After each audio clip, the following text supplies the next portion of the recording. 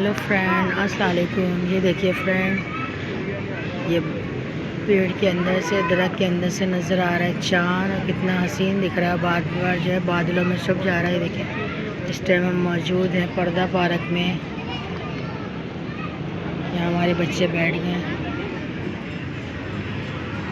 देखिए फ्रेंड, बहुत खूबसूरत पार्क है।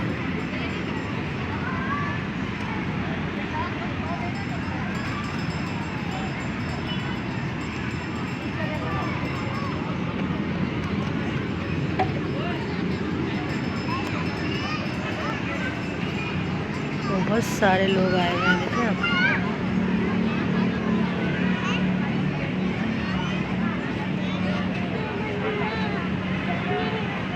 आज जुम्मे का दिन, तो सबको जुम्मा बहुत बहुत मुबारक हो। इस टाइम हम मौजूद हैं पर्दा पार्क में। तो आ जाए जिन जिन बच्चों के पेपर हो गए